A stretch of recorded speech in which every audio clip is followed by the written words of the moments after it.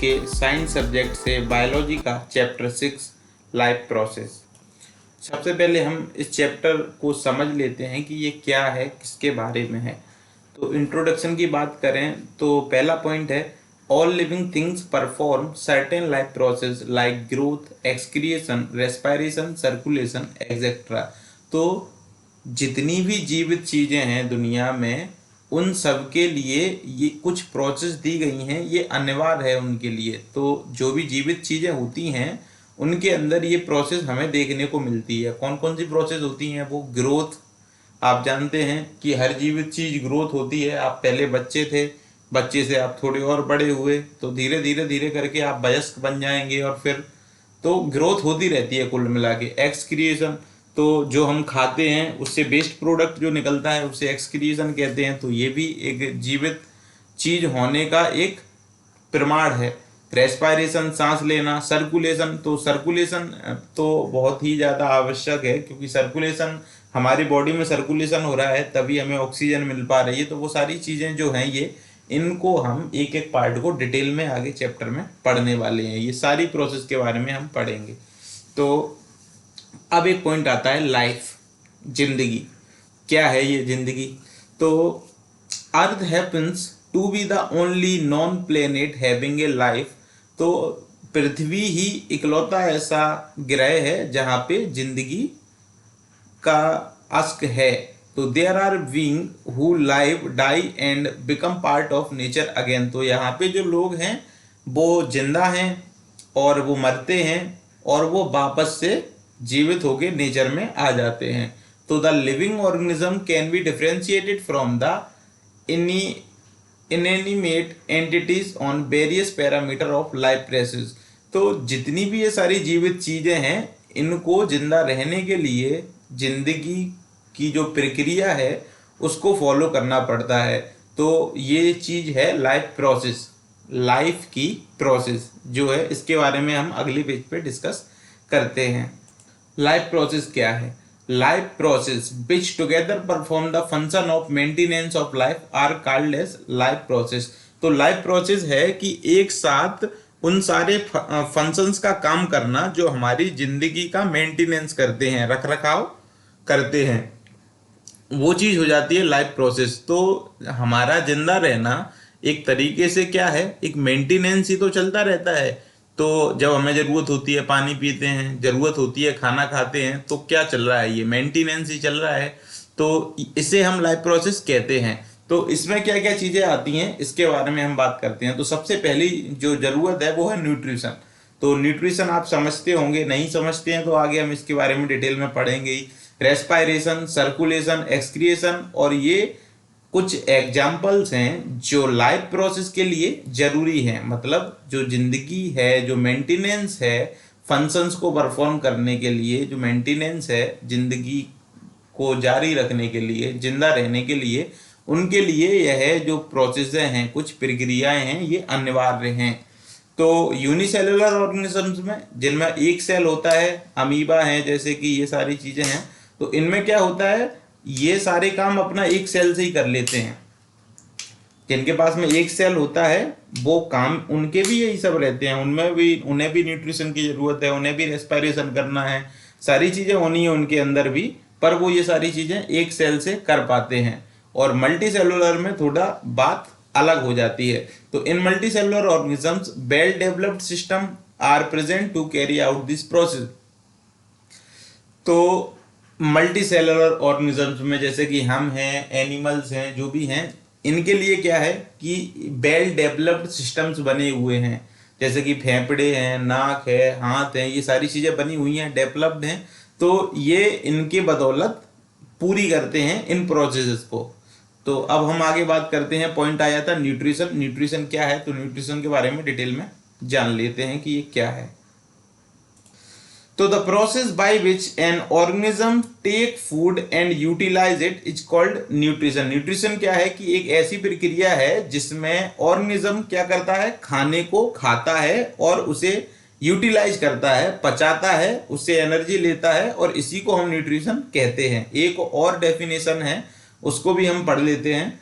तो the process of acquiring food for nourishment and substance of the organism is called nutrition. तो आप दोनों में से कोई भी एक डेफिनेशन समझ लें, मतलब उसका वही निकलेगा, मतलब अलग नहीं होगा। कि एक ऐसी प्रक्रिया जिसमें ऑर्गेनिज्म क्या करता है अपने नरिशमेंट के लिए, ठीक है ना, तो चीज़ों को, सब्सटेंस को वो खाता है, यूटिलाइज करता है, और इसी को हम न्यूट्रिशन कहते हैं। तो न्यूट्रिशन की ज़रूरत क्यों है, हम इसके बारे में बात करते हैं। तो ये देखो, ये पूरी ये डलिया पसरी हुई डली है, तो यहाँ आप समझ सकते हो कि कितना सारा न्यूट्रिशन है, और इसी न्यूट्रिशन की बात हम कर रहे हैं इसमें। तो नीड फॉर न्यूट्रिशन क्या है? Organism need the energy to perform various activities. तो किसी भी प्राणी को जो एक्टिविटी वो कर रहा है, जिंदा रहने के लिए, एक्टिविटी करने के लिए किसकी जरूरत पड़ती है? एनर्जी की जरूरत पड़ती है।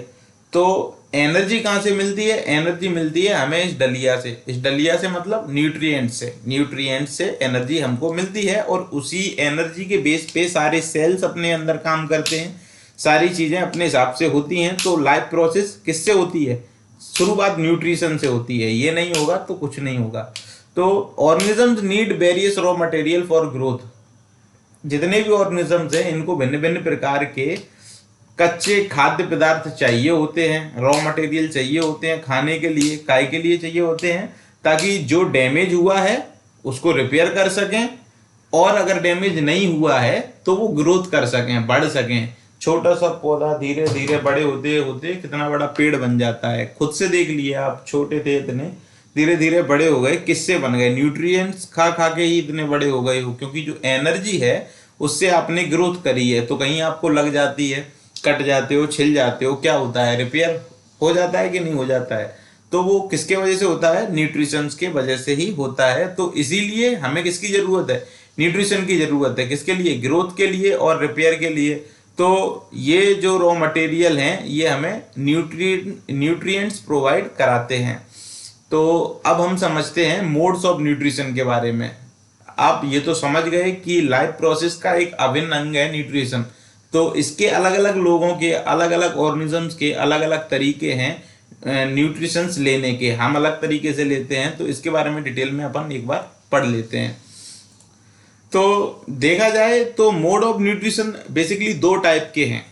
कैसे? There are two main modes of nutrition. दो मुख्य मोड है न्यूट्रिशन के। एक है ऑटोट्रोपिक, जो आपको पता होगा, जो खाना खुद बना लेते हैं। कौन है ऑटोट्रोपिक? खाना कौन खुद बनाता है? प्लांट्स, ठीक है। दूसरा हीटरोट्रोपिक, जिनमें हम जैसे लोग आ जाते हैं। और हीटरोट्रोपिक में सब कैटेगरीज हैं, इनके बारे में हम और डिटेल में पढ़ेंगे आगे। तो कौन कौन सी हैं सब टाइप्स? होलोजोइक, सैप्रोफाइटिक और पैरासाइटिक न्यूट्रिशन, ठीक है ना। तो इस फिगर से समझ लो आप, न्यूट्रिशन इसमें एक ऑटोट्रोपिक, इसमें कौन आ रहा है? ग्रीन प्लांट आ रहे हैं, ब्लू ग्रीन एल्गी आ रहा है। हीटरोट्रोपिक में सैप्रोफाइटिक, इसमें फंजाई है, ईस्ट है। और पैरासाइट में कसकटा, अमरबेल और प्लाज्मोडियम, जो मलेरिया फैलाता है, प्लाज्मोडियम मच्छर से। और होलोजोइक में अमीबा है, डॉग है, और हम सब लोग हैं। ये सारे holozoic mode of nutrition follow करते हैं। तो अब हम आगे बात करते हैं। इतनी चीज क्लियर हो गई होगी आपको, आगे चलते हैं। तो सबसे पहले बात करते हैं ऑटोट्रोपिक मोड ऑफ न्यूट्रिशन की। तो ये क्या है? The word auto means self. Auto का मतलब क्या होता है? सेल्फ, खुद से। एंड ट्रोपे मीन्स न्यूट्रिशन, और ये जो ट्रोपे मीन्स है इसका मतलब होता है न्यूट्रिशन। तो हम कह सकते हैं कि ऑटोट्रोपिक का मतलब क्या हुआ? सेल्फ न्यूट्रिशन, खुद से न्यूट्रिशन बनाने वाले। तो autotrophic nutrition is that mode of nutrition in which an organism make it's on food from the simple organic inorganic materials. तो ऑटोट्रोपिक न्यूट्रिशन में क्या होता है कि जो ऑर्गेनिज्म है वो खुद से अपना खाना तैयार कर लेता है।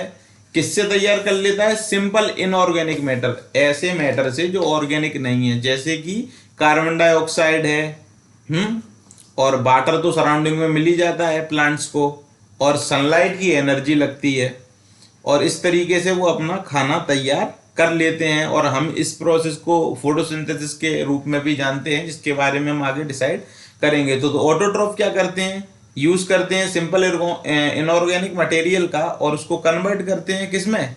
कॉम्प्लेक्स हाई एनर्जी में। तो मॉलिक्यूल्स ऑफ कार्बोहाइड्रेट, उसको ये कार्बोहाइड्रेट्स में बदल लेते हैं, एनर्जी का फॉर्म है, और इस एनर्जी से वो अपना काम चलाते रहते हैं। Nutrition is fulfilled by the process by which autotrophs intake CO2 and H2O and convert this into carbohydrates in the presence of chlorophyll sunlight is called photosynthesis. तो ये ऑटोट्रॉपिक न्यूट्रिशन में होता क्या है कि ये एक पूरी प्रोसेस है, प्रक्रिया है। इसमें ऑटोट्रॉफ्स क्या करते हैं, ये CO2 को लेते हैं और H2O का इस्तेमाल करते हैं। CO2 और H2O को ये कन्वर्ट कर लेते हैं कार्बोहाइड्रेट्स में।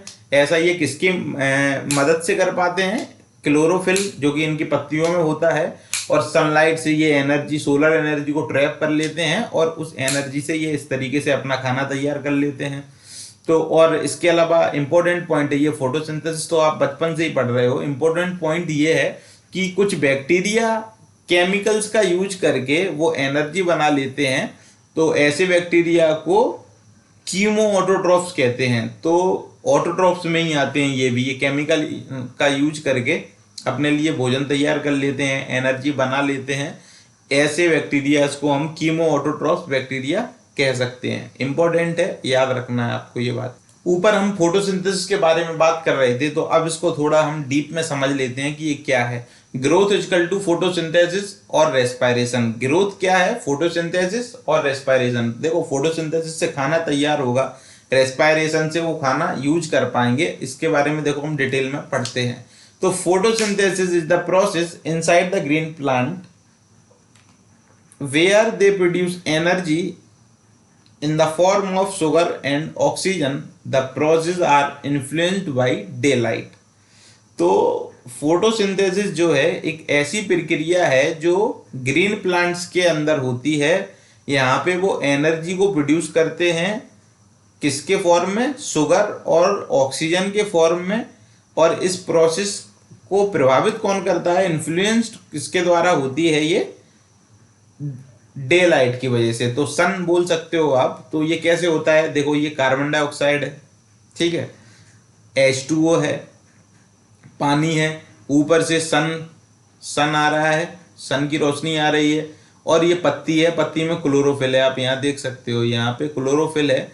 और इसके बाद में carbon dioxide plus water in the presence of sun energy और क्लोरोफिल, क्या मिला हमें प्रोडक्ट में, शुगर्स मिल गया, C6H12O6 प्लस O2। तो O2 आपको पता ही है प्लांट्स का बेस्ट प्रोडक्ट होता है O2।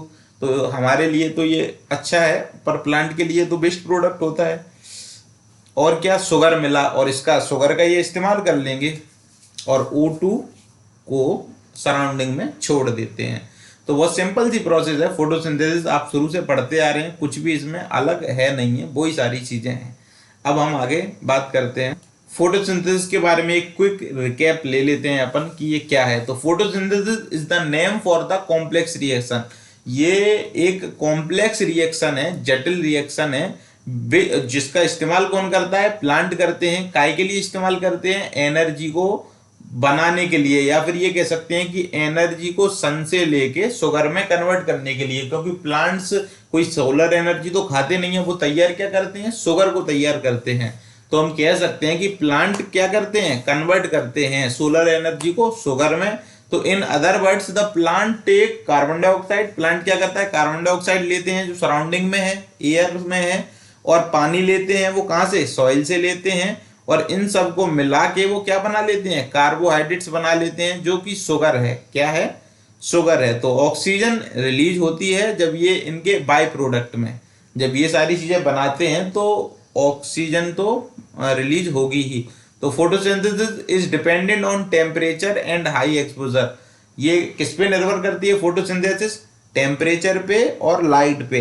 तो ये सिर्फ कब हो सकती है, ये दिन के समय में हो सकती है। तो फोटोसिंथेसिस के लिए रॉ मटेरियल क्या क्या चाहिए होते हैं प्लांट को। तो सबसे पहला तो सनलाइट है। तो ये एक इनऑर्गेनिक मटेरियल है, सनलाइट कोई ऑर्गेनिक नहीं है। क्लोरोफिल है। तो क्लोरोफिल जो हरा हरा जो मटेरियल होता है, क्लोरोप्लास्ट लीव्स में मौजूद होता है जो, तो ये क्या करता है, ये सनलाइट को एब्जॉर्ब कर लेता है क्लोरोफिल, ठीक है। तो CO2 का काम क्या है, ये स्टोमेटा से घुसता है। स्टोमेटा के बारे में अपन आगे और पढ़ेंगे। तो पत्तियों में, लीव्स के पीछे पोर्स होते हैं, छोटे छोटे छेद होते हैं, उन्हें स्टोमेटा कहा जाता है। तो वहां से ये क्या करते हैं, CO2 ले लेते हैं और ऑक्सीजन को वहीं से छोड़ देते हैं। इसके बाद में इनका जो बाई प्रोडक्ट है वो कहाँ से निकल जाता है, स्टोमेटा से, लीफ से। तो O2 इनका बाई प्रोडक्ट है जो वेस्ट की तरह निकालते हैं। जैसे हमारा बाई प्रोडक्ट CO2 है, उसी तरीके से इनका बाई प्रोडक्ट O2 है। इसके अलावा क्या होता है, वाटर का इस्तेमाल करते हैं ये लोग। वाटर डिजोल्व, उसमें वाटर में सिर्फ वाटर नहीं मिलता है इनको, जमीन के अंदर इन्हें नाइट्रोजन मिल जाता है, फॉस्फोरस मिल जाता है, जो रूट हेयर्स के द्वारा ये सॉइल में से ले लेते हैं। असल में जो नाइट्रोजन है वो सबसे इम्पोर्टेंट चीज है। लोगों को ये लगता है कि प्लांट सिर्फ CO2 से ये सारी चीजें कर लेते हैं, पर असल में जो ग्रोथ उनकी होती है प्लांट्स की, वो नाइट्रोजन के द्वारा होती है। हालांकि ये बात सही है कि नाइट्रोजन को प्लांट्स सराउंडिंग से नहीं ले सकते, एयर से नहीं ले सकते।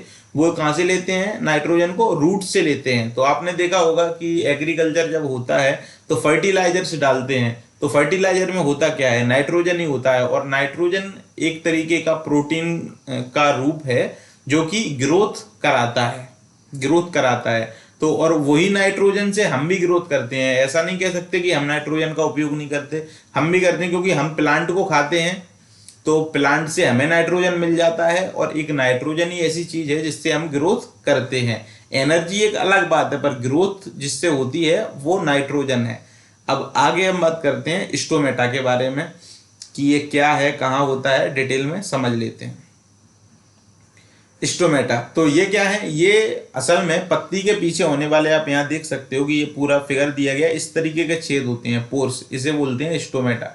माइक्रोस्कोपिक व्यू है ये। तो these are tiny pores present in the epidermis of leaves. तो ये ऊपरी जो लेयर है लीव की वहां पे होते हैं। तो स्टीम और ये स्टेम पे भी होते हैं। थ्रो विच गैसियस एक्सचेंज, और इनके द्वारा ये क्या करते हैं, गैसियस एक्सचेंज, CO2 का लेना, O2 को निकालना। और इसके अलावा ये ट्रांसपैरेशन भी इसी से करते हैं। ट्रांसपैरेशन क्या है, इसके बारे में मैं आपको आगे पूरा डिटेल में बताएंगे, तो कोई घबराने की बात नहीं है, एक एक बात क्लियर की जाएगी। अब स्टोमेटा तो आप समझ गए क्या होता है, ठीक है। तो अब हम इसका फंक्शन भी समझ लेते हैं कि ये क्या करता है क्या नहीं करता है। फंक्शन ऑफ स्टोमेटा, तो पहला तो यही है कि गैसियस एक्सचेंज, जो कि ऊपर बताया O2 और CO2 का। इसके अलावा क्या है कि एक बड़े पैमाने पे ये पानी को लूज करता है, ठीक है ना, वाटर वेपर बन जाता है, और इसी प्रोसेस को ट्रांसपायरेशन कहते हैं। होता असल में क्या है, मान लो आपको धूप में खड़े कर देंगे तो क्या होगा, पसीना निकलेगा। तो प्लांट्स के अंदर ये आप यही समझ लो कि पसीना ही निकलता है। वो जो प्रोसेस है उसे ट्रांसपायरेशन कहते हैं। ये प्लांट को ठंडा रखने में मदद करता है, प्लांट का जो टेम्परेचर है वो मेंटेन रहता है। इसके अलावा क्या है कि ये ट्रांसपायरेशन होता रहता है एटमॉस्फेयर में, और ये बारिश के लिए भी अच्छा है। तो आप देख लो, इस फिगर में देख सकते हो आप कि ये न्यूक्लियस है, क्लोरोप्लास्ट है, इधर पे वैक्यूल है, ये असल में गार्ड सेल है। तो ये क्लोज्ड स्टोमेटा है, ये ओपन स्टोमेटा है। अब ये ओपन क्लोज का क्या लफड़ा है, ये अपन और ज्यादा डिटेल में समझ लेते हैं। तो opening and closing of stomatal pores. तो the opening and closing of stomatal pores are controlled by the turgidity of guard cell. तो स्टोमेटा का खुलना और बंद होना ये कौन कंट्रोल करता है, गार्ड सेल की टर्जिडिटी। गार्ड सेल अगर सिकुड़ जाएगा तो वो बंद हो जाएगा स्टोमेटल पोर्स, और गार्ड सेल अगर फूल जाएगा, सूजन आ जाएगी उसमें, स्वेल हो जाएगा, तो वो क्या हो जाएगा, खुल जाएगा। तो डिपेंड किस पे करती है, टर्जिडिटी पे, गार्ड सेल की। ये टर्जिडिटी क्यों होती है, कैसे होती है, ये अपन आगे बात करते हैं। तो जब गार्ड सेल में क्या होता है, पानी आ जाता है सराउंडिंग से, क्योंकि हवा में पानी होता है, आप सबको पता है। सराउंडिंग से जब इनमें पानी आ जाता है तो ये सूज जाते हैं, स्वेल हो जाते हैं, और ये हो जाते हैं टर्जिड बॉडी, ठीक है। फूल के ऐसे गोलगप्पे जैसा कुप्पा हो जाता है, इस वजह से ये टर्जिड हो जाते हैं। तो इससे क्या होता है, ये जो छेद हैं वो इनलार्ज हो जाते हैं और इनके बीच में गैप आ जाता है। तो इसी को हम कहते हैं स्टोमेटल ओपनिंग। और ये काम होता कब है, दोपहर के समय में आपको ये चीज नहीं मिलेगी देखने को। आप सुबह शाम देखते हो जब पेड़ पौधों को, तो बड़े अच्छे लगते हैं, एकदम से स्ट्रेट खिले हुए दिखेंगे आपको, मुस्कुराते हुए फूल। और दोपहर के समय आप देखोगे तो मुरझाए हुए से लगते हैं। कारण क्या है कि जब वो मुरझाए हुए लगते हैं तब उनके जो स्टोमेटा होते हैं वो श्रिंक अवस्था में होते हैं। कैसे होते हैं, सिकुड़े हुए होते हैं। क्यों होते हैं, क्योंकि क्योंकि धूप निकलती है, ट्रांसपायरेशन होता है। Water from surrounding cell this soil, तो जब सराउंडिंग से ये वाटर ले लेते हैं कौन, स्टोमेटल गार्ड सेल, तो ये सोयल हो जाते हैं, फूल जाते हैं, टर्जिड हो जाते हैं। और इसके बाद में इसी चीज को हम कहते हैं स्टोमेटल ओपनिंग। तो इन पानी सराउंडिंग से ले लिया, ये सोयल हो गए, सूज गए और ये गैप बना लेते हैं बीच में इसी की वजह से, और इसको हम स्टोमेटल ओपनिंग कहते हैं। और जब ये सुकुड़ जाते हैं, पानी ट्रांसपायरेट हो जाता है, पानी एवोपरेट हो जाता है इसमें से, तो ये श्रिंक हो जाते हैं, सुकुड़ जाते हैं, और उस चीज को हम कहते हैं क्या, स्टोमेटल क्लोजिंग। अब ये होता क्या है, असल में सुबह के टाइम आप पेड़ पौधों को देखेंगे तो आप पाएंगे कि ये बड़े खुश दिख रहे हैं पेड़ पौधे, मुस्कुराते हुए अच्छे से, और दोपहर में देखेंगे तो बिल्कुल मुरझा जाते हैं। कारण क्या है कि दोपहर में धूप होती है, धूप होती है तो ट्रांसपायरेशन होता है, ज़्यादा से ज़्यादा पानी, तो एक लिमिट के बाद में ये श्रिंक हो जाते हैं, क्योंकि उनको खुद भी तो पानी बचा के रखना है। पूरा ट्रांसपायरेशन हो जाएगा तो वो खुद तो डेड हो जाएंगे ना। तो इस वजह से ये होता है, टर्जिडिटी की वजह से। तो आप सुबह शाम देखते हो, क्यों सुबह सूरज नहीं होता इतनी जल्दी, इतनी ज़्यादा गर्मी नहीं पड़ती, ट्रांसपायरेशन नहीं हो पाता, तो उस समय ये स्वेल अप होते हैं, क्लोज होते हैं, ओपनिंग होती है स्टोमेटा की, इस वजह से ये आपको ऐसे दिखते हैं। और दोपहर में क्या हो जाती है, क्लोजिंग हो जाती है। तो इतनी बात आपको समझ में आ गई होगी कि आखिर ये स्टोमेटल पोर्स का ओपनिंग और क्लोजिंग का क्या झंझट है, आप क्लियर हो गया होगा। ठीक है, अब हम बात करते हैं सिग्निफिकेंस ऑफ फोटोसिंथेसिस के बारे में कि क्या है। तो फोटोसिंथेसिस जो है is the main way through which solar energy is made available for different living beings. तो एक इकलौता तरीका फोटोसिंथेसिस सिर्फ प्लांट्स के लिए ही नहीं, हम सभी जीवित प्राणियों के लिए अगर कोई इम्पोर्टेंट चीज है तो वो फोटोसिंथेसिस है। क्यों है, क्योंकि यही एक जरिया है जिससे हम सोलर एनर्जी का उपयोग करके पृथ्वी पे जीवन को जिंदा रखे हुए हैं। तो आप सोच सकते हैं कि अगर सोलर एनर्जी नहीं होगी तो ग्लूकोज में कन्वर्ट क्या करेगा प्लांट, प्लांट नहीं होंगे तो हम नहीं होंगे। तो एक तरीके की एक साइकिल है, चेन है, और ये किसके वजह से है, सोलर एनर्जी के वजह से। और एक ही ऐसी प्रोसेस है जिसकी वजह से ये सारा दार मदार चल पा रहा है, वो है फोटोसिंथेसिस। दूसरी बात, green plant are the main producer of food in the ecosystem. तो पूरे इकोसिस्टम के अंदर ग्रीन प्लांट जो हैं ये मेन प्रोड्यूसर हैं, फूड के, खाने के मेन प्रोड्यूसर्स हैं। तो आप नॉनवेज भी खाते होगे, तो आप नॉनवेज किसका खाओगे, वो तो वेज खाता होगा आप जिसका नॉनवेज खा रहे हो, और नहीं भी खा रहा होगा वो वेज नहीं भी होगा, तो उसने जिसको खाया होगा वो वेज होगा। तो कहीं ना कहीं से वेज तो है ही है, ग्रीन प्लांट तो इम्पोर्टेंट है ही है, डायरेक्टली और इनडायरेक्टली। हम लोग किन पर डिपेंडेंट है, ग्रीन प्लांट पर, किसके लिए, फूड के लिए। ठीक है, तो the process of photosynthesis also help in maintaining the balance of carbon dioxide and oxygen in the air. तो इससे तो आप ये बात समझ ही सकते हैं कि हमको जरूरत है ऑक्सीजन की, उनको जरूरत है CO2 की। एक तरीके का बैलेंस बना रहता है इकोसिस्टम के अंदर, और जिससे लाइफ सपोर्ट करती है। तो फिगर के जरिए भी आप समझ सकते हो कि ग्लूकोज यहाँ से बना, O2 उन्होंने ये छोड़ दी, सनलाइट आई है, क्लोरोफिल था, फूड बन गया, नीचे से पानी मिल गया, CO2 मिल गई सराउंडिंग से, ग्लूकोज बन गया और O2 बाहर निकल गई। अब हम बात करते हैं, ऑटोट्रॉप की बात हो गई अच्छे से। अब हम बात करते हैं हीटरोट्रॉपिक मोड ऑफ न्यूट्रिशन की। तो हीटरोट्रॉपिक मोड में क्या है, इसमें हम जैसे लोग आ जाते हैं। तो ये क्या है, kind of nutrition in which organisms do not possess the ability to synthesize their own food. तो इसमें जो ऑर्गेनिज्म है उसके पास में क्षमता नहीं होती कि वह खुद सोलर एनर्जी को अपने खाने में तब्दील कर सके, जैसा कि प्लांट के पास होती है। तो कह सकते हैं कि हीटरोट्रॉपिक मोड ऑफ न्यूट्रिशन में जो ऑर्गेनिज्म है वो अपना खाना खुद तैयार ना करते हुए दूसरे से खाना ले लेता है या दूसरे को खाना बना लेता है। तो ये पूरी तरीके से ऑटोट्रॉप्स पे डिपेंडेंट होते हैं, यानी कि अपनी फूड सप्लाई के लिए प्लांट्स पे डिपेंडेंट होते हैं, डायरेक्टली और इनडायरेक्टली। एग्जाम्पल के लिए तो सिंपल है, आप एनिमल्स को ले लो, फंजाई को ले लो। Blue green algae follow the mode of nutrition, heterotrophic mode of nutrition. तो जो ब्लू ग्रीन एल्गी है ये कौन सा, ये आपने याद रखना है, blue green algae follow the heterotrophic mode of nutrition.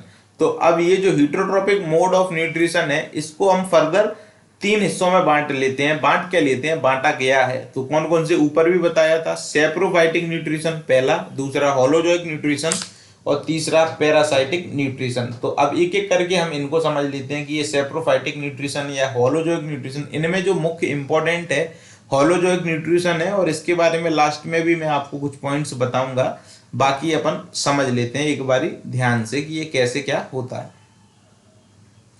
तो होलोजोइक न्यूट्रिशन में इनमें क्या होता है, animal take in solid food. इसमें क्या करते हैं, एनिमल्स जो है वो सॉलिड फूड को लेते हैं और उसको ब्रेक डाउन करते हैं अपनी बॉडी के अंदर। तो अमीबा होलोजोइक न्यूट्रिशन को फॉलो करता है, मोड ऑफ न्यूट्रिशन को फॉलो करता है। किस तरीके से, ये फूड है और इसने अपने ये सूडोपोडिया जनरेट करे, खाने को बॉडी के अंदर ले लिया फूड वैक्यूल में, और यहाँ पे ये उसको क्या करेगा, ब्रेक डाउन करेगा और बाद में ये खाने को यहाँ एसिमिलेट करेगा और बाद में एक्सक्रिएट करके निकाल भी देगा। तो ये होलोजोइक मोड ऑफ न्यूट्रिशन है। तो इसके एग्जाम्पल में अमीबा है और सारे एनिमल्स भी आ जाते हैं। सेप्रोफाइटिक, तो organism feed on dead decaying matter, तो ऐसे ऑर्गेनिजम्स जो मरी हुई चीजों पे जिंदा रहते हैं, जैसे कि ब्रेड के ऊपर ये फंजाई, आपने देखा होगा ब्रेड के ऊपर फंजाई लग जाती है, तो ये मरे हुए डेड डिकेइंग मैटर पे फीड करते हैं, उन्हीं को भोजन बनाते हैं अपना। तो ठीक है, पैरासाइटिक मोड ऑफ, तो ये रहा कसकटा, आप देख सकते हैं। प्लाज्मोडियम भी है, तो ये एक तरीके का प्लांट पैरासाइट है। तो ये क्या करता है कि होस्ट बनाता है, कोई भी प्लांट होगा अगर ये उसके ऊपर चला गया तो ये अपने, इसके दांत होते हैं, दांत क्या कांटे जैसे होते हैं, ये उसमें घुसा देता है और वहां से न्यूट्रिशन चूसता रहता है दूसरे प्लांट का। वो बेचारा खाना तैयार करेगा, सब तैयार करेगा, और इसका काम क्या है, उसको चूसना, और ये खुद विकसित होता रहता है। देखो किस तरीके से, आप इतना सा एक तार डाल देंगे इसका और ये पूरे प्लांट को सुखा के रख देगा और खुद विकसित होता जाएगा। तो सिर्फ ये कसकटा ही नहीं, और भी बहुत सारे एग्जाम्पल हैं। तो आप ये समझ लो कि पैरासाइटिक मोड ऑफ न्यूट्रिशन में क्या होता है, ये लोग होस्ट बनाते हैं और दूसरे की न्यूट्रिशन का इस्तेमाल ये खुद करते हैं। तो इसमें प्लाज्मोडियम हो गया, कसकटा हो गया, टिक्स एक्सेट्रा। तो आप ये तीनों मोड ऑफ न्यूट्रिशन समझ गए हैं। अब हम बात करते हैं कि आखिरकार ऑर्गेनिज्म अपने खाने को कैसे ऑब्टेन करते हैं, how organism obtain their food. तो सबसे पहले सिंगल सेल ऑर्गेनिजम्स की बात करेंगे, तो यूनिसेलुलर की, तो उसमें अमीबा आ जाता है। अमीबा का जिक्र शुरू से ही हुआ है तो हम समझ लेते हैं इसके बारे में। अमीबा और पैरामीशियम इसके एग्जाम्पल हैं। अमीबा क्या करता है, ये फूड पार्टिकल है, ये इसका न्यूक्लियस है, और ये एक सिंगल सेल, ये इसको आप सेल समझ लो या इसकी पूरी बॉडी समझ लो, जो कुछ भी है यही है, और ये इसी से सब कुछ करने में सक्षम है। ये फूड पार्टिकल है, ये आएगा, ये अपने ऐसे 2 सूडोपोडिया जनरेट करेगा, ये इसने करे और इसने खाने को अंदर ले लिया। जब ये खाने को अंदर लेता है उस समय ये फूड वैक्यूल बन जाता है, और फूड वैक्यूल के बाद में ये खाने को अंदर पचा लेता है। तो ये होता कैसे है, ये डिटेल में समझ लेते हैं। तो अमीबा क्या है, होलोजोइक मोड ऑफ न्यूट्रिशन को फॉलो करता है। और ये जो होलोजोइक मोड ऑफ न्यूट्रिशन है इसमें कुछ प्रोसेस होती है और इन्हीं के अनुसार काम होता है। ये मैंने आपको ऊपर भी बताया था और अभी भी हम ये समझ लेते हैं। तो इसमें क्या होता है, the digestion of food follow after the injection of food. तो जैसे ही खाना अंदर आता है बॉडी के, उसके बाद में इनको क्या करना पड़ता है, डाइजेशन करना पड़ता है। उस फूड को डाइजेस्ट करेंगे, डाइजेस्ट के बाद में एसिमिलेट करेंगे, एब्जॉर्ब करेंगे, और उसके बाद में एसिमिलेट करेंगे, और उसके बाद में इजेशन मतलब कि बाहर निकालेंगे वेस्ट प्रोडक्ट को। तो ये देखिए आप, अमीबा है, इसका न्यूक्लियस है, फूड है और इसके सूडोपोडिया हैं। दूसरी प्रोसेस पहली क्या है, इजेशन, खाने को उसने खाया, फिर डाइजेशन, उसने उसको पचाया। डाइजेशन के बाद में क्या है, जो उसको सिंपल फूड मिल गया है, बाद में कॉम्प्लेक्स को सिंपल कर लिया उसने पचा के, अब उसको एब्जॉर्ब कर रहा है, जो भी कुछ मिला उसको एब्जॉर्ब कर रहा है, ठीक है। और बाद में क्या हुआ, अमीबा ने अपना साइज बड़ा कर लिया, किससे, फूड से उसे एनर्जी मिली, एनर्जी से उसने अपने साइज को बड़ा कर लिया, तो एसिमिलेशन हो गया। और उसके बाद में जो भी वेस्ट प्रोडक्ट था उसने साइड में से इसको ऐसे निकाल दिया। इस प्रोसेस को बोलेंगे एजेशन को। आपने ये याद रखना है कि होलोजोइक मोड ऑफ न्यूट्रिशन में क्या है, ये सारी प्रोसेसें आपको देखने को मिल जाएंगी। समझ लेते हैं कि अमीबा आखिरकार ये चमत्कार करता कैसे है। तो amoeba is a unicellular animal. Amoeba simple सी बात है, आपने पता है कि एक ही सेल है इसके पास में, ले दे के एक सेल है और उसी से ये पूरे सारे चमत्कार ये करने में सक्षम है। होलोजोइक मोड ऑफ न्यूट्रिशन को फॉलो करता है। तो होलोजोइक मोड ऑफ न्यूट्रिशन की जो प्रोसेस है आपने उनको ध्यान में रखना है, एजेशन, डाइजेशन, एब्जॉर्प्शन, एसिमिलेशन और एजेशन। तो इसमें क्या है, the cell membrane of amoeba, amoeba की जो सेल मेम्ब्रेन है, सेल मेम्ब्रेन क्या होता है पता है ना आपको, ये जो हिस्सा है सेल मेम्ब्रेन, ठीक है। तो ये क्या करती है, keep on producing into pseudopodia. ये जो मेम्ब्रेन है ये सूडोपोडिया बना लेती है, ऐसे ये बहते बहते से इसके जो ये आपको दिख रहे हैं ये कुंदे बना लिए इसने, इनको सूडोपोडिया बोलते हैं।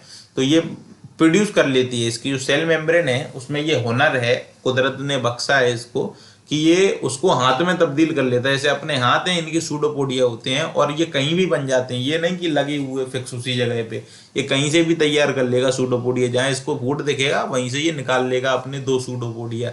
फिर क्या करेगा, और ये अपने सराउंडिंग में फूड पार्टिकल को देख लेगा और सूडोपोडिया की मदद से बनाएगा फूड वैक्यूल, और फूड वैक्यूल के अंदर उस खाने को वो रख लेगा। वहाँ पे क्या होता है फूड वैक्यूल के अंदर, वहाँ पे फूड पार्टिकल होते हैं और पानी होता है, अंदर की बात है, ये फूड वैक्यूल के अंदर की बात है, ये मौजूद है यहाँ पे फूड पार्टिकल्स हैं वहाँ पे और पानी है। तो वहाँ पे जैसे ये पहुँचेगा, जो फूड उसने अंदर लिया है वो, तो डाइजेस्टिव एंजाइम्स वहाँ होती हैं उसी फूड वैक्यूल के अंदर, वहाँ पे डाइजेशन होता है और डाइजेशन के बाद में digested food is absorbed from the food vacuole, तो उसको ये डाइजेस्ट कर लेता है उसी फूड वैक्यूल में। और finally the food vacuole moves near the cell membrane and undigested food is expelled out. और बाद में सब कुछ होने के बाद में जो वेस्ट प्रोडक्ट मिलता है उस तरफ से ये अपना एक हिस्सा खोल देता है, ये इसने खोल दिया, ये कचरा जो भी है वेस्ट प्रोडक्ट एक्सक्रीशन कर दिया इसने, एजेशन कर दिया, बाहर निकाल लेता है। क्लियर है। तो अब ये तो खैर बात हुई अमीबा की।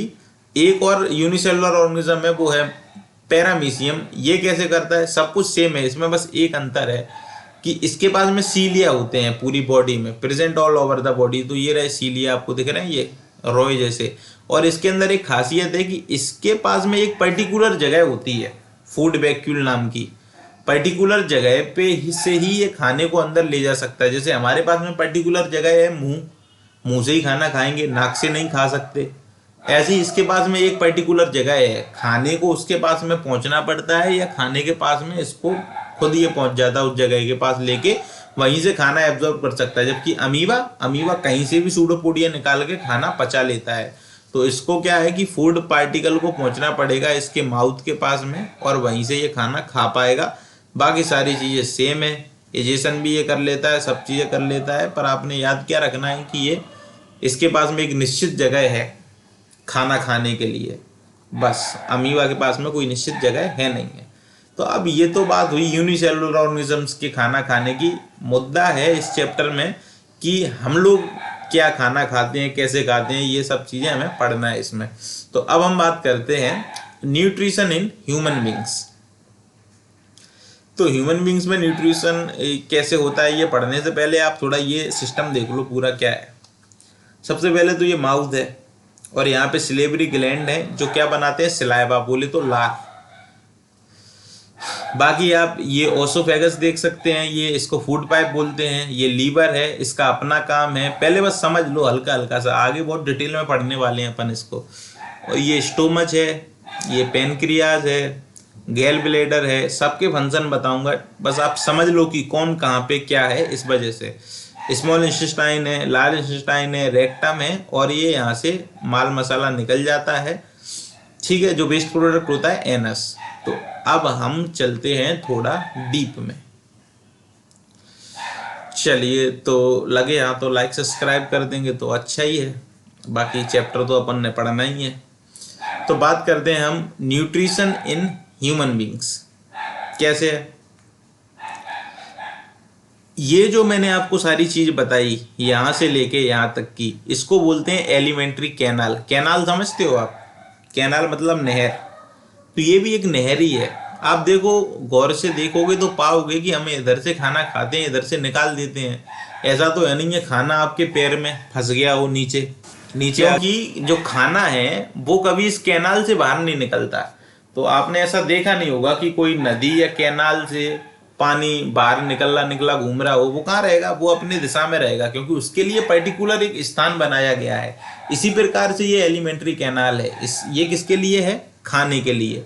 तो खाना इधर से कहीं नहीं भटक सकता, ये पूरी एक कैविटी टाइप की है, यहाँ से शुरू होती है और यहाँ खत्म होती है। खाना इसमें से बाहर कहीं जा ही नहीं सकता। तो अब हम एक एक करके इनके फंक्शंस पढ़ेंगे, किसका क्या काम है, कैसे शुरुआत होती है, सब कुछ पढ़ते हैं। तो एलिमेंट्री कैनाल क्या है, तो basically a long tube extending from the mouth to anus. तो एक ट्यूब है, लेजम समझ लो, लेजम समझते हो, पाइप। तो ये कहाँ से कहाँ तक है, माउथ से लेके एनस तक है, और ये अलग अलग रीजन से होके गुजरता है। और ये जो रीजन्स हैं ये डिफरेंट डिफरेंट फंक्शन के लिए काम करते हैं, सबका अपना अलग अलग काम है, इसमें कुछ भी फालतू नहीं है, सब अपना अपना काम करते हैं और सब जरूरी है। तो एक एक करके हम समझते हैं। The alimentary canal is divided into several parts like oesophagus, stomach, small intestine, large intestine. ये जितने भी आपको मैंने ये बताए, इन सब में ये डिवाइड किया गया है एलिमेंट्री कैनाल को। तो मुद्दे पे आते हैं, ज़्यादा क्या बोलना। तो इसमें कुल मिला के यहाँ से लेके खाने को यहाँ तक आने के लिए करीब 5 स्टेज से गुजरना होता है इनको। तो कौन कौन सी 5 स्टेजें हैं ये, तो ये पहली तो आप समझ लो कि आपने बताया, मैंने ऊपर ही बताया, न्यूट्रिशन। दूसरा न्यूट्रिशन है मतलब खाना मिल गया, खाना मिल गया इसका मतलब ये तो नहीं कि अपने आप पहुंच जाएगा। फिर आप उसका क्या करेंगे, इंजेक्शन करेंगे, आप उस खाने को खाएंगे, मुंह में रखेंगे खाने को। मुंह में रखने के बाद में क्या करोगे आप उसको डाइजेस्ट करोगे। डाइजेस्ट करने के बाद में क्या करोगे, जो डाइजेस्ट करके आपने सिंपल फूड बना लिया है, आप उसको करोगे एब्जॉर्ब। आपकी बॉडी क्या करेगी, उसको एब्जॉर्ब करेगी। और ये सारे काम ये पुर्जे करते हैं, ये आते पीते हैं जो भी हैं, ये सब ये करेंगे। तो उसके बाद का ये स्टेज क्या है, एसिमिलेशन।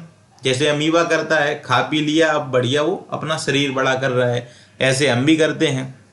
समय के साथ में खाना खाते रहते हैं, हमारी हाइट बढ़ती रहती, बाल बढ़ते, नाखून बढ़ते, कितनी सारी चीज़ें होती हैं। ये किसकी वजह से, एसिमिलेट होते हैं, तभी ये सारी चीज़ें होती हैं। और आखिरकार फिर हम क्या करते हैं, इजेशन करते हैं। और केवल ग्रोथ एक अकेला मुद्दा नहीं है, न्यूट्रिशन से एनर्जी मिलती है, और एनर्जी से हम कितने सारे काम करते हैं।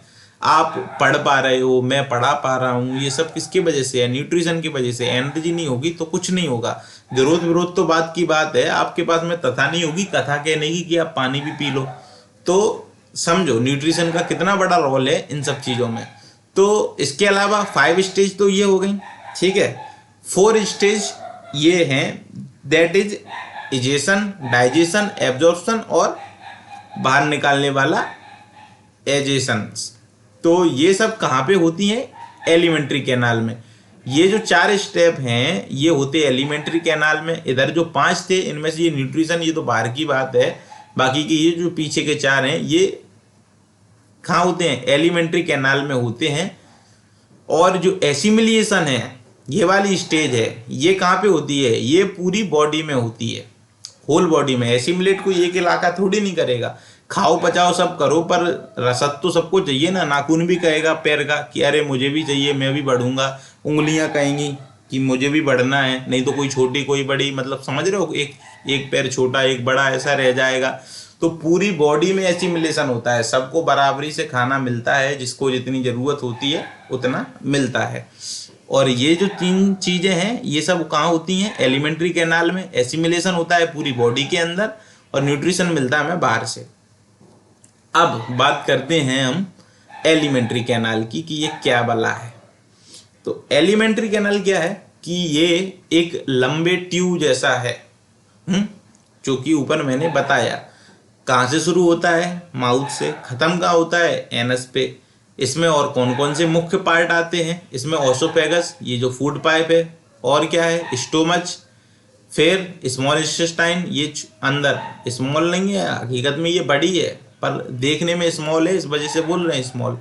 ठीक है। और लार्ज इंटेस्टाइन, ये पसरी हुई लार्ज इंटेस्टाइन, कूलम्स, ये सब क्या है, ये पार्ट हैं। तो हम शुरू करेंगे माउथ से, माउथ से लेके पूरा नीचे तक चलेंगे, बेफिक्र रहना आप बिल्कुल।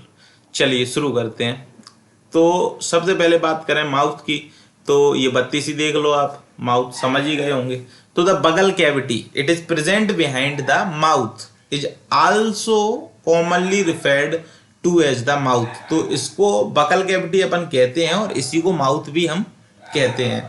दूसरा क्या है, the salivary gland open also in the buccal cavity. तो जो लार है, सिलाइवा है, वो कहाँ होती है, माउथ में ही तो होती है, बकल कैविटी में ही होती है, ठीक है। तो सिलाइवा क्या करती है, ये डाइजेशन की प्रोसेस का एक बहुत बड़ा हिस्सा है। कौन, सिलाइवा। ये सिलाइवा जो है हमारे खाने में से स्टार्च को डाइजेस्ट करती है। किसको, स्टार्च को डाइजेस्ट करती है सिंपल फॉर्म में। तो इसके अलावा क्या मिलता है माउथ में, हमें दांत होते हैं इतने बड़े बड़े, तो ये क्या करेंगे, ये खाने को चबाते हैं, तो मेस्टिकेशन, इसमें ये भी एक डाइजेशन की प्रोसेस है, मेस्टिकेशन। तो आप यहाँ से समझ लीजिए, माउथ में क्या है, टीथ है, टंग है। माउथ का काम क्या है कि ये पूरे खाने को अंदर गपक लेते हैं। टीथ क्या करेंगे, चबाएंगे उसको, फूड को ग्रिंड करेंगे, ग्रिंडिंग ऑफ फूड। टंग क्या करेंगे, घुमा घुमा के, किलो इधर का चबा लिया, इस साइड का और चबा डालो। इसके अलावा टीथ क्या करती है, स्वाद। तो स्वाद के मामले में तो आप सब अव्वल हो, पहले से ही आप समझते हो स्वाद की चीजें क्या है। और क्या है, सिलेवरी ग्लैंड। तो सिलेवरी ग्लैंड का काम क्या है कि खाने को नीचे ले जाने में मदद करती है। म्यूकस होता है इसमें, लिबलिबा, चिपचिपा पदार्थ, जिसके कारण खाना चिपकता नहीं है। हमारी एपिडर्मिस गले की भी सुरक्षित रहती है, कोई ऐसा काम नहीं होता है जिससे खाना फंस जाए गलती से भी। तो मुलायम खाना होता है और वो आसानी से बाउल्स के रूप में नीचे खिसकता रहता है फूड पाइप की मदद से। और क्या काम है सिलेवरी ग्लैंड का, ये स्टार्च जो है इसको ये किस में कन्वर्ट कर देती है, मेल्टोज, शुगर का एक फॉर्म है मेल्टोज, उसमें कन्वर्ट कर देती है। तो हमको मेल्टोज चाहिए है, ठीक है ना। इस वजह से ये जो सिलाइवा है ये कार्बोहाइड्रेट को, स्टार्च को किस में बदल देती है, शुगर में।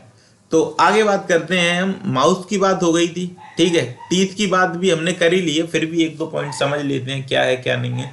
तो टीथ में देखें तो हमारे जो ह्यूमंस के अंदर 4 टाइप के दांत होते हैं हमारे। तो इंसिजर्स, पेने पेने, ड्रैकुला जैसे आपने देखे होंगे, कैनाइंस, मोलर और प्रीमोलर। देखो ये जो दांत हैं सबके अपने अपने अलग अलग फंक्शंस हैं।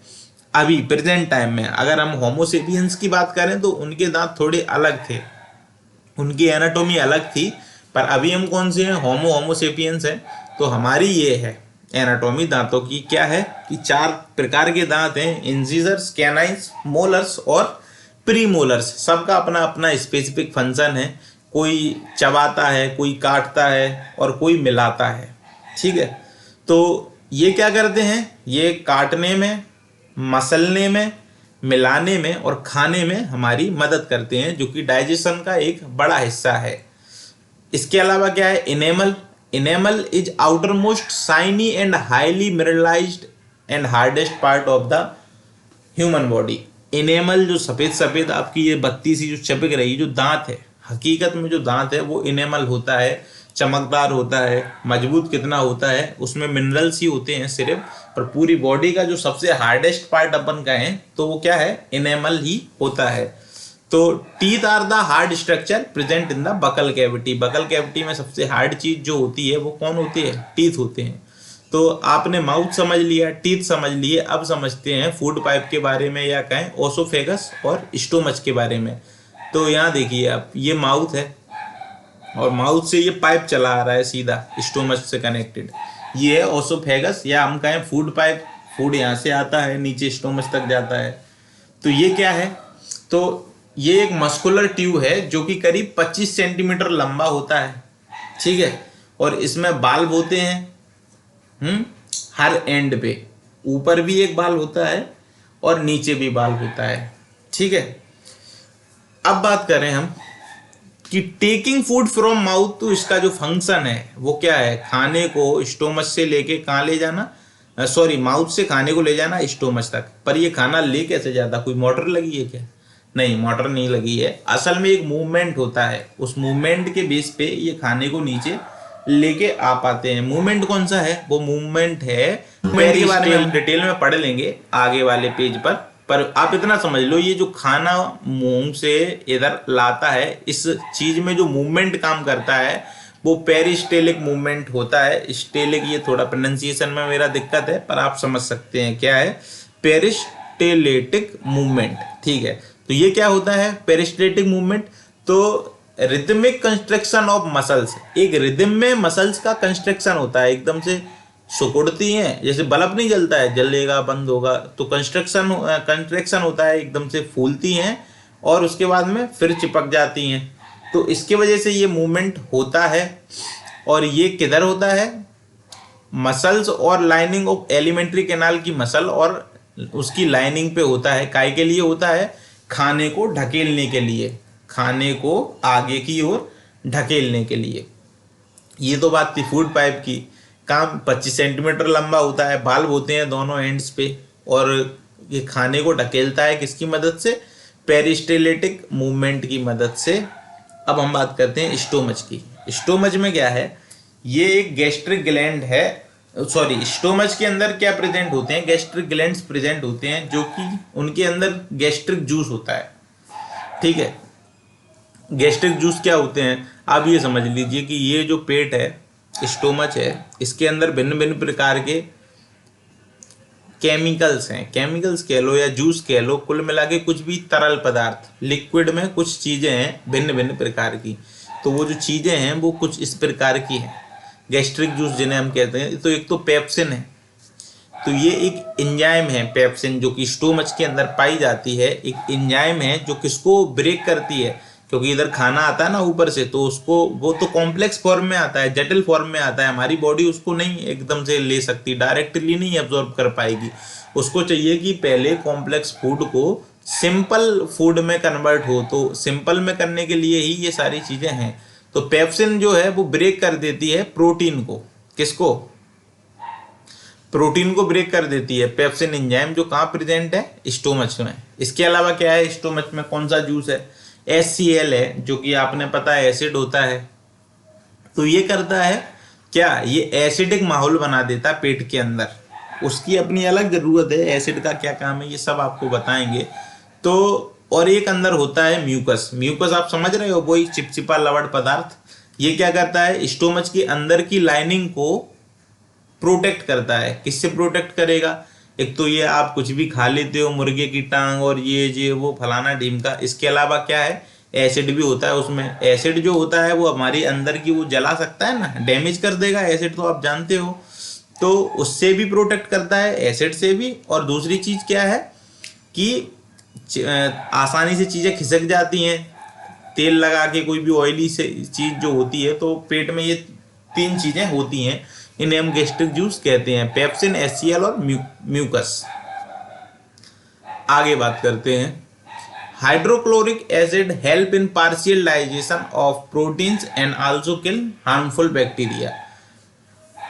तो इस एसिड का क्या काम है? पेप्सिन का आपने समझ लिया, ये क्या करता है? प्रोटीन को ब्रेक डाउन करती है। ठीक है, हाइड्रोक्लोरिक एसिड का काम क्या है? ये एसिडिक माहौल बना देता है। क्यों बना देता है? कि जो एसिड होता है वो चीज़ों को गला देता है अच्छे से। ठीक है, तो जो खाना है वो अच्छे से गल जाएगा, तो प्रोटीन भी अच्छे से डाइजेस्ट हो जाती है एसिड की वजह से। और क्या होता है? जो हार्मफुल बैक्टीरिया आ जाते हैं खाने के साथ में, वो भी इस एसिड की वजह से साफ हो जाते हैं। म्यूकस का क्या काम है ये मैं आपने बता चुका हूँ कि ये बाल को प्रोटेक्ट करती है HCl से भी और जो खाना है उससे भी। तो हमने क्या क्या समझ लिया? आपने ध्यान है, माउथ से आए थे हम, टीथ पे आए, फिर ओसोफेगस और स्टोमच की बात हुई। और अब बात करते हैं स्टोमच के बाद में जो पार्ट था वो थे स्मॉल इंटेस्टाइन्स, तो छोटी आंत। देखो इस प्रकार की होती है, असली आंत है बिल्कुल। अब हम बात करते हैं स्मॉल इंटेस्टाइन की।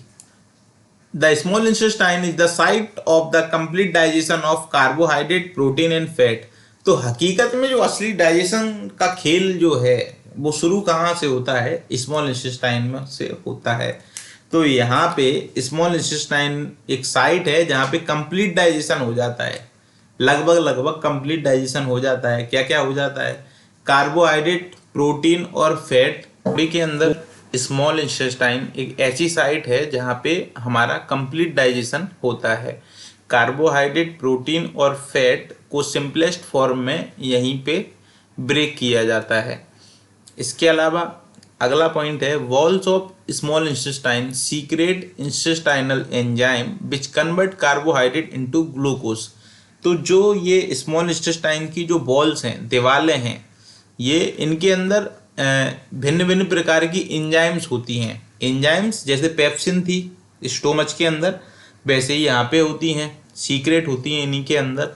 और ये काम क्या करती हैं ये एंजाइम स्मॉल इंटेस्टाइन की? ये कन्वर्ट कर देती हैं कार्बोहाइड्रेट को ब्रेक करके ग्लूकोज में। और ग्लूकोज क्या है? सिंपल फॉर्म है खाने की, जिसको हमारी बॉडी एब्जॉर्ब कर पाती है। तो कार्बोहाइड्रेट को किस में कन्वर्ट किया? ग्लूकोज में। इसी तरीके से फैट को कन्वर्ट किया फैटी एसिड में और ग्लिसरॉल में, और प्रोटीन को कन्वर्ट किया अमीनो एसिड में। तो कार्बोहाइड्रेट, प्रोटीन और फैट को कन्वर्ट करने के बाद में हमें जो प्रोडक्ट मिला स्मॉल इंटेस्टाइन के बाद, क्या मिला? ग्लूकोज मिल गया हमें, फैटी एसिड मिल गया और अमीनो एसिड मिल गया। तो कुल मिला के ये जो तीन चीज़ें हमें मिली हैं, ये सिंपल फूड है जिसे हमारी बॉडी नीड करती है, जिसकी हमें ज़रूरत है, जिसके दम पे ये पूरी जो लाइफ प्रोसेस है हमारी ये चल रही है। अब ये होता कैसे है इसके बारे में हम पढ़ लेते हैं। तो ये जो स्मॉल इंटेस्टाइन है इसके अंदर छोटे छोटे अब मैं आगे आपको बताऊंगा, उनको बिली कहते हैं। फिंगर लाइक प्रोजेक्शन, अपने उंगली जैसे होते हैं, छोटे से लंबे लंबे, ये उसके इनर वॉल पे होते हैं। आगे मैं बताता हूँ आपको जो किसमें मदद करते हैं। जो मदद करते हैं ये जो खाने को तोड़ लिया, ग्लूकोज, फैटी एसिड और अमीनो एसिड को एब्जॉर्ब करने में ब्लड के साथ में। तो जो खाना है वो ब्लड तक तो पहुँचे, ब्लड पहुँचाएगा पूरी बॉडी के पास में। तो ये जो काम है ये कौन करवाता है? ये विली करवाती हैं। ठीक है, आगे बात करते हैं कि ये कैसे करवाती हैं। देखो ये स्मॉल इंटेस्टाइन है और इस तरीके से ये अंदर ये विली मौजूद है। और इसको अपन अगर जूम थोड़ा देखें तो इस तरीके से यहाँ पे ये वेन्स मौजूद हैं, आर्टरीज मौजूद हैं विली के अंदर। और इन्हीं में जो एब्जॉर्ब फूड जो हमने ब्रेक डाउन कर लिया था वो इन्हीं के अंदर आके मिल जाता है, वेन्स और आर्टरीज में।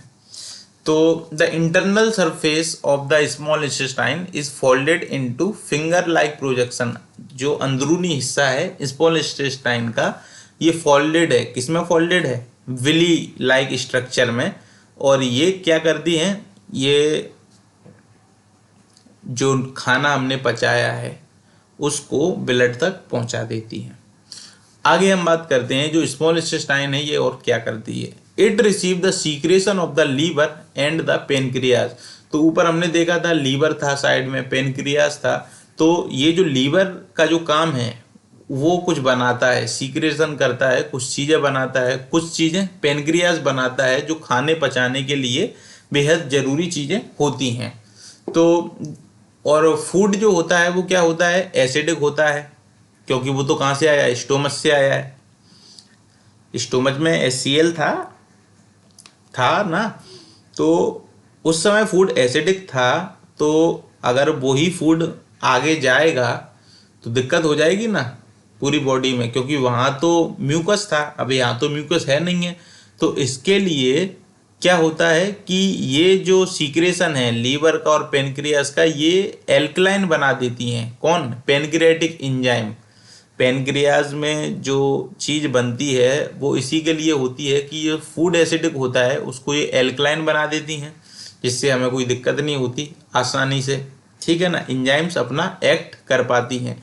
और अगर फूड एसिडिक होगा तो एंजाइम अपना काम नहीं कर पाएंगी, खाना एब्जॉर्ब नहीं हो पाएगा। ठीक है, तो pancreas secret pancreatic juice. Pancreas के अंदर क्या होता है? पेनक्रिएटिक जूस होता है जिसके अंदर एंजाइम्स होती हैं। एंजाइम्स कौन सी होती हैं? ट्रिप्सिन होती है। ये क्या डाइजेस्ट करती है? ये प्रोटीन को डाइजेस्ट करती है और लिपिड्स, प्रोटीन और लिपिड्स को डाइजेस्ट करती है किसमें? इमल्सिफाइड फैट्स में। तो पैनक्रियाटिक जूस में एंजाइम्स होती हैं ट्रिप्सिन, ठीक है, और लिपेज को, और किसके डाइजेशन के लिए? For breaking down emulsified fats को। तो इमल्सिफाइड फैट को ब्रेक डाउन करने के लिए ये एंजाइम्स इसमें होती हैं ट्रिप्सिन, ठीक है। आगे बात करते हैं, fat are present in the intestine in the form of large globules. तो यहाँ इस इंटेस्टाइन में जो फैट है वो किसके फॉर्म में मौजूद होता है? ये बड़े बड़े ग्लोब्यूल्स के फॉर्म में मौजूद होता है, और जिसको डाइजेस्ट करना, जिसको ब्रेक करना काफ़ी मुश्किल है एंजाइम्स के लिए। तो इसके वजह से bile salt break them down into smaller globules. तो बाइल साल्ट जो होता है, ये जो बड़े बड़े लार्ज ग्लोब्यूल्स थे, इनको क्या करता है? स्मॉल ग्लोब्यूल्स में तब्दील कर देता है, which increase the efficiency of enzyme action. और जैसे ही ये बड़े से छोटे होते हैं, फैट के जो गोले बड़े बड़े हैं ये बड़े से छोटे हो जाते हैं, तो एंजाइम्स का काम बड़ा आसान हो जाता है, और इस तरीके से डाइजेस्ट ये फैट को कर पाते हैं। समझ रहे हैं ना आप क्या बात हुई? कैसे कर पाते हैं? फैट को डाइजेस्ट करने के लिए थोड़ा टेढ़ा है, क्योंकि यहाँ पे फैट के लार्ज ग्लोब्यूल्स बन जाते हैं, जो कि एंजाइम्स के लिए डाइजेस्ट कर पाना बहुत कठिन बात है। इसीलिए सबसे पहले क्या होता है, जो लार्ज ग्लोब्यूल्स हैं उनको बाइल साल्ट क्या करता है? तोड़ देता है छोटे छोटे ग्लोब्यूल्स में, जिसके वजह से क्या है? एंजाइम्स का एक्शन बहुत ज़्यादा आसानी से हो जाता है, और जो फैट है वो डाइजेस्ट हो पाता है। और उसके बाद में विली क्या करेंगे? उसको एब्जॉर्ब करके पहुंचा देंगी ठिकाने पे ब्लड के पास में, और ब्लड पहुंचा देगा पूरी बॉडी में। उसके बाद में एब्जॉर्प्शन के बाद में दूसरी प्रोसेस क्या थी? एसिमिलेशन वाली प्रोसेस शुरू हो जाएगी। ऊपर हमने बात करी थी कि जो खाना है वो माउथ से स्टोमच में फूड पाइप ओसोफेगस की मदद से कैसे पहुंचता है। तो वहाँ पे एक मूवमेंट होता है, वो मूवमेंट कौन सा था? तो पेरिस्टेलेसिस मूवमेंट था। इसको अपन डिटेल में पढ़ लेते हैं क्या था ये। तो देखो इस तरीके से काम करता है। तो एरिया ऑफ कंस्ट्रक्शन ये रहा, ये जो एरिया है यहाँ पे ये खाने का ग्लोब्यूल्स है, ठीक है ना, बोलस है ये खाने का। तो यहाँ से आया, मान लो ये माउथ है, यहाँ से आया खाना, और ये इस तरीके से नीचे पहुँच जाएगा। समझ रहे आप? तो एक कॉन्स्टेंट वेव लाइक मूवमेंट, तो लगातार होने वाला एक मूवमेंट होता है एलिमेंट्री कैनाल में, ओसिफोगस में, ओसोफेगस से लेके स्मॉल इंटेस्टाइन तक, और इसको हम पेरिस्टेलिस कहते हैं, ठीक है। तो ये जो मूवमेंट है ये मैंने बताया खाने को धक्का देता है आगे की तरफ, एलिमेंट्री कैनाल में आगे पहुंचाता है। तो इसमें muscles present in the wall of the alimentary canal are responsible for peristalsis. तो इसके लिए रिस्पॉन्सिबल कौन है? ये जो मूवमेंट हो रहा है इसके लिए रिस्पॉन्सिबल हैं जो मसल्स जो प्रेजेंट हैं कहाँ पे? एलिमेंट्री कैनाल की वॉल में। तो ये जो वॉल है अंदरूनी, इसमें ही ये इसी के लिए जिम्मेदार हैं पेरिस्टेलिस के लिए। ये जो मूवमेंट हो रहा है इसकी वॉल के वजह से ही होता है। इसमें मौजूद कुछ मसल्स हैं जो इस मूवमेंट के लिए जिम्मेदार हैं। तो हम आगे बात करते हैं, स्मॉल इंटेस्टाइन की बात हो गई, तो अब हम लीवर को थोड़ा समझ लेते हैं डिटेल में कि लीवर क्या करता है। तो देखिए यहाँ पे लीवर को अपन समझते हैं। तो ये वेना कैवा है, एरोटा है, पोर्टियल वेन है, गौर से देख लीजिए इसमें आप, गैल ब्लेडर है, और ये बाइल डक्ट है। जो बाइल जूस की बात कर रहे थे हम वो यहीं से आता है, ये लीवर का अंदरूनी हिस्सा है बाइल डक्ट। चलिए आगे चलते हैं। लीवर क्या है? सबसे पहले तो ये समझ लीजिए जो बाइल डक्ट है ये क्या है? Channel which transport bile produce from haemoglobin to the gall bladder. तो ये एक चैनल की तरह काम करता है बाइल डक्ट, जो क्या करता है? ये बाइल प्रोड्यूस्ड बाइल को हीमोग्लोबिन से गल ब्लेडर तक पहुंचाता है। Which transport bile produced from haemoglobin to the gall bladder. तो हीमोग्लोबिन से जो बाइल प्रोड्यूस हुआ है वो गल ब्लेडर तक पहुंचाता है कौन? Bile duct. डक्ट अगर कोई चीज़ है तो आप ये समझ लो कोई बर्तन, कोई पाइप जैसी ऐसी चीज़ है, ठीक है ना। आगे भी कई बार इस्तेमाल होगा डक्ट जैसे शब्द का, तो आपने समझ जाना है कि कोई पाइप या कोई वेन जैसी कुछ बर्तन टाइप का, बेसल टाइप का है। आगे एक है गैल ब्लैडर, जो हमने देखा अभी, गैल ब्लैडर ये रहा, और ये बाइल क्या काम है। तो ये sac in which bile is stored, तो ये एक बैग की तरह है, सैक है जिसमें बाइल स्टोर होता है। Before being released, small intestine में जाने से पहले ये यहीं पे स्टोर होता है। तो स्मॉल इंटेस्टाइन में बाइल की जरूरत क्यों पड़ती है, बताया था ना, जो लार्ज ग्लोब्यूल्स थे उनको स्मॉल ग्लोब्यूल्स में कन्वर्ट करने के लिए, ताकि इंजाइम्स का असर जल्दी से जल्दी हो सके। तो ये जो बाइल है ये लीवर में बनता है, और ये किधर रहता है, गॉल ब्लैडर के अंदर रहता है। तो पूरी बॉडी के अंदर जो लीवर है वो सबसे बड़ा डाइजेस्टिव ग्लैंड है ह्यूमंस के अंदर। इसके अलावा ह्यूमंस में जो लीवर है ये upper right hand portion of the abdomen में मौजूद होता है। तो ये ऑर्गन इतना ज़्यादा रेड और ब्राउन क्यों होता है, क्योंकि सबसे ज़्यादा ब्लड की सप्लाई लीवर के पास ही होती है। तो आप अगर नॉनवेज खाते होंगे तो आपने देखा होगा एक कलेजी बोलते हैं उसको, तो आप देखोगे वो असल में लीवर ही होता है। तो लीवर कितना डार्क और ब्राउन होता है, क्यों होता है, इसी वजह से होता है क्योंकि सबसे ज़्यादा ब्लड की जो सप्लाई है वो लीवर में होती है, क्योंकि उसके फंक्शन कुछ इस तरीके के हैं कि उससे ज़्यादा ब्लड चाहिए होता है। आगे बात करते हैं हम इम्पोर्टेंट फंक्शन ऑफ लीवर के। तो लीवर के कुछ इम्पोर्टेंट फंक्शन है, क्या इम्पोर्टेंट फंक्शन है ये समझ लेते हैं। तो it secret bile that help in digestion, ये ऊपर ही बात की है। और क्या करता है, it filter the blood coming from the digestive tract before passing it to the rest of the body, ये ब्लड को फिल्टर करने का काम भी करता है।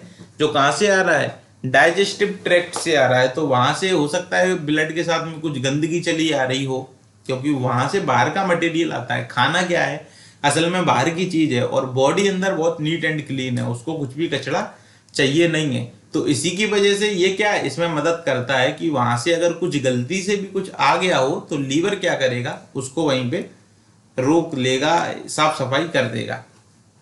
ठीक है। इसके अलावा ये बहुत तरीके के ड्रग्स होते हैं और मेटाबॉलिटीज होती हैं, उनको डिटॉक्सिफाई कर देता है अलग अलग तरीके से। कोई जहरीली चीज भी है थोड़ी बहुत, तो लीवर क्या करेगा, उसको आगे बॉडी तक नहीं पहुंचने देगा, ये वहीं पे उसको डिटॉक्सिफाई कर देगा।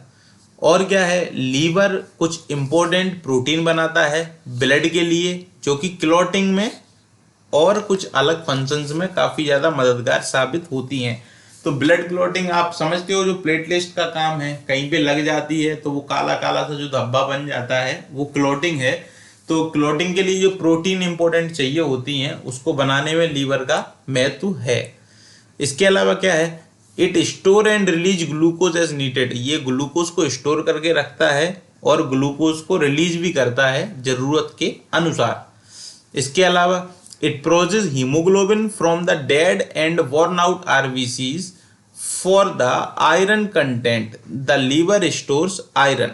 तो ऐसे आरबीसी, ऐसे सेल्स जो डेड हो चुके हैं, उनके अंदर से जो हीमोग्लोबिन है वो ये निकाल लेता है। और इसके अलावा लीवर के अंदर आयरन मौजूद होता है, और आयरन की हमें ज़रूरत होती है सेल्स को, तो ये भी एक इसका काम है। इसके अलावा क्या है, conversion of harmful ammonia to urea takes place in the liver, तो अमोनिया को यूरिया में बदलने का जो काम है वो किधर होता है, लीवर के अंदर ही होता है। तो काफ़ी इम्पोर्टेंट फंक्शन है लीवर के, इसी वजह से इसको खून भी ज़्यादा चाहिए होता है। यही कारण है कि यह ब्राउन और रेडिश कलर का होता है। आगे बात करते हैं पेनक्रियाज की। तो इसका क्या सिस्टम है समझ लेते हैं। पेनक्रियाज एक फ्लैट ग्लैंड है जो कहाँ प्रेजेंट है, बिहाइंड द स्टोमच, स्टोमच के पीछे प्रेजेंट होता है। इसके अंदर पेनक्रियाटिक जूस होता है, जैसा ऊपर हमने बात की, और कई अन्य तरीके के डाइजेस्टिव एंजाइम्स होते हैं जो डाइजेशन में हेल्प करते हैं। तो it is one of the major digestive gland and is of mixed nature, तो ये एक बड़े ग्लैंडों में से एक है, ह्यूमन बॉडी के बड़े ग्लैंडों में से एक ग्लैंड माना जाता है, डाइजेस्टिव ग्लैंड माना जाता है। इसके साथ ही इसका जो नेचर है वो मिक्स्ड नेचर का है, endocrine as well as exocrine. Endocrine exocrine क्या है ये आप समझते होंगे, नहीं भी समझते तो आप ये समझ लीजिए कि एंडोक्राइन एक्सोक्राइन एक तो ऐसे ग्लैंड होते हैं जो अपना काम खुद करते हैं, जो खून प्रवाह होता है ब्लड के साथ में अपना कुछ छोड़ देना और उसी के साथ में अपना काम कर लेना, तो और या फिर अपने लिए कुछ अलग से बनाना, तो ये चीज होती है एंडोक्राइन और एक्सोक्राइन। और इसको आगे डिटेल में बता देंगे अगर आपको नहीं पता है, हालांकि आप ये जानते होंगे मुझे विश्वास है। तो ये जो ग्लैंड है पेनक्रियाज, ये दोनों ही नेचर का होता है, मिक्स्ड नेचर का होता है। आगे बात करते हैं, as an endocrine organ, endocrine organ होने के मुताबिक ये क्या करता है, इसके पास में दो हार्मोन्स होते हैं जिन्हें इंसुलिन और ग्लूकागोन कहते हैं। तो इंसुलिन आपको ने पता है काहे के लिए होता है, शुगर को कंट्रोल करने के लिए। बॉडी में अगर शुगर लेवल बढ़ जाती है तो जो इंसुलिन है वो कौन बनाता है, पेनक्रियाज में बनता है, और ग्लूकागोन तो ये काहे के लिए जिम्मेदार है। तो शुगर डायबिटीज कितनी खतरनाक बीमारी है, वो किसके वजह से होती है कि वहां पे इंसुलिन नहीं बन पाता है, इस वजह से पेनक्रियाज में इंसुलिन पर्याप्त मात्रा में नहीं बन पाता, जो कि बॉडी के अंदर शुगर लेवल को कंट्रोल करता है। तो ये इसका क्या है, एंडोक्राइन एक फंक्शन है, एंडोक्राइन ऑर्गन की तरह। और दूसरा क्या है, एक्सोक्राइन ग्लैंड की तरह ये क्या करता है, इसके अंदर पेनक्रियाटिक जूस बनता है, तो विच इज नथिंग, जो कि कुछ भी नहीं है but a mixture of many digestive enzymes, और बहुत सारी डाइजेस्टिव एंजाइम्स का एक मिक्सचर है जो कि डाइजेशन में काफी ज्यादा महत्वपूर्ण साबित होता है। और अगर इसका मेन फंक्शन देखा जाए तो डाइजेशन का ही है, तो शुगर को मेंटेन रखना और डाइजेस्टिव एंजाइम से डाइजेशन करना, ये है इसका मेन फंक्शन। इसके अलावा the digestive enzyme secreted by the process secreted by the pancreas include trypsin and chymotrypsin and proteases which digest proteins।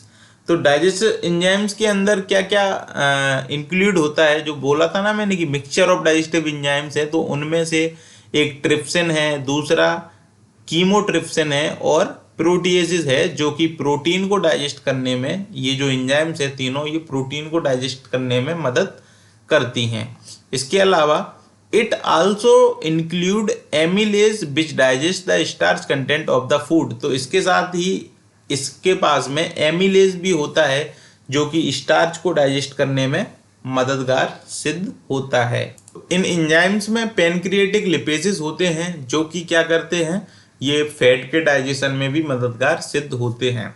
कुल मिला के अगर कहा जाए तो पेनक्रियास डाइजेशन में एक इम्पोर्टेंट रोल निभाता है। इसके साथ ही इसका जो मेन फंक्शन अगर हम बात करें तो वो इंसुलिन का, मुझे लगता है पर्सनली इंसुलिन जो कि शुगर को कंट्रोल करता है। बाद बाकी डाइजेशन में भी इसका काफ़ी महत्व है, जो कि मैंने आपको बताया, 3 प्रकार की ये एंजाइम्स हो गई। इसके अलावा एमिलेज स्टार्च को भी ये डाइजेस्ट करता है, और पेनक्रिएटिक लिपेजेस से ये फैट को भी डाइजेस्ट करने में मदद करता है। तो एक मिक्सचर है एंजाइम्स का, और काम डाइजेशन का और शुगर को कंट्रोल करने का ही है। तो अब हम बात करते हैं, माउथ हो गया, ओसोफेगस हो गया, सारी चीज़ें होने के बाद में हम अब आ गए हैं लार्ज इंटेस्टाइन में, और ये कैसे काम करती है, क्या होता है, ये हम समझते हैं।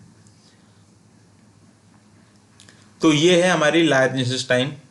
तो यहाँ पे आप ये समझ लो, ये 3 कोलन में होती है। एक ये transverse colon, ascending colon, descending colon, और ये सिग्नाइड मुड़ी हुई जो है सिग्नोइड कोलन इसको बोलते हैं। रेक्टम है, ठीक है। फेसियस जो है वो यहाँ पे आके रुक जाता है अगर वो सही से डाइजेस्ट ना हो पाया हो, और बाद में एनस से बाहर होता है। अपेंडिक्स, ये आपको ये पूंछ जैसा ये नज़र आ रहा है, ये अपेंडिक्स है, और ये जो तार जैसा आपको दिख रहा है ये केकम है, ठीक है। समझ गए अब आप, अब शुरू करते हैं। इसका मुख्य काम क्या है, एब्जॉर्ब एक्सेस ऑफ वाटर। तो जो खाना चला आता है साथ में, उसमें काफ़ी ज़्यादा पानी होता है, तो जो पानी जो होगा वो लार्ज इंटेस्टाइन एब्जॉर्ब कर लेगी, पानी, ग्लूकोज, जो भी कुछ बचा कुचा माल होगा जो स्मॉल इंटेस्टाइन से नहीं हो पाया, उसको डाइजेस्ट करने में ये एब्जॉर्ब कर लेगी, कौन, लार्ज इंटेस्टाइन। और जो बाकी का बचा कुचा जो मटेरियल होगा वो बाहर निकाल दिया जाएगा एनस के थ्रू। तो ये इसका मेन फंक्शन है।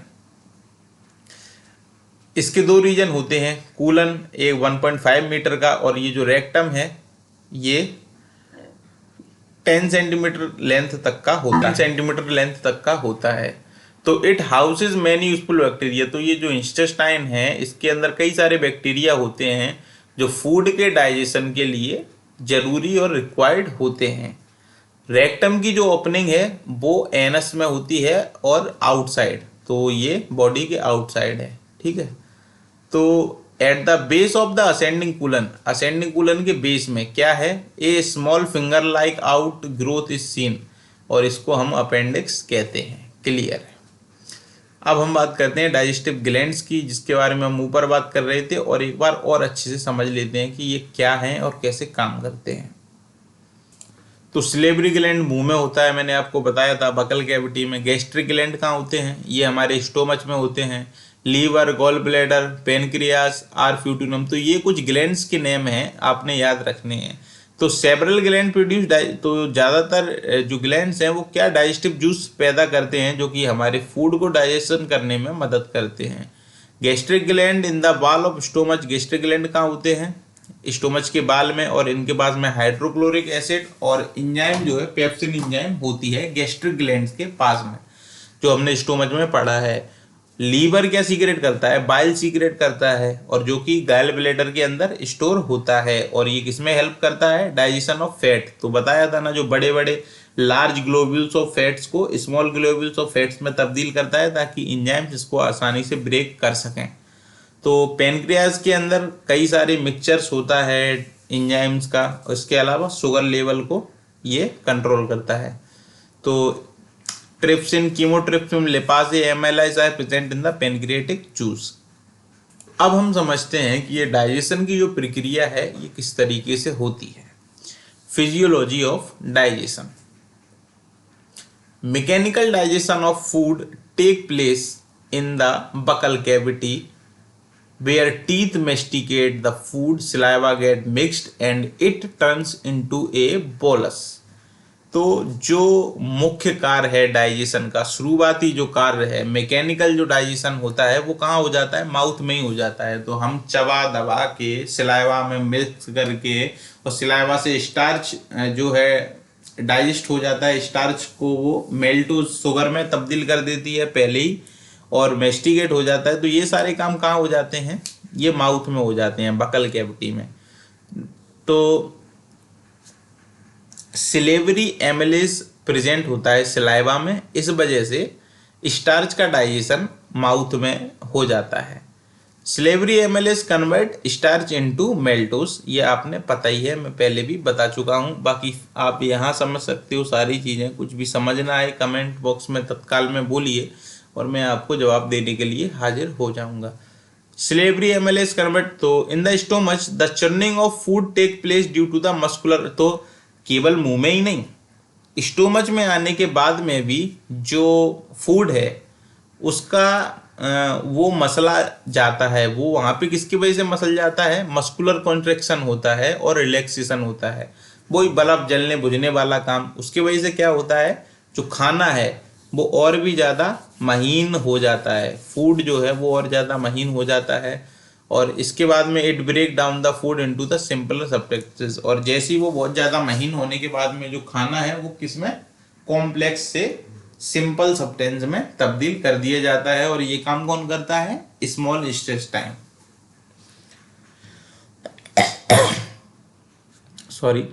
तो digestion of protein start in the stomach, protein का जो डाइजेशन है वो स्टोमच में शुरू होता है, किसके एक्शन से, पेप्सिन के एक्शन से। पेप्सिन एक एंजाइम है।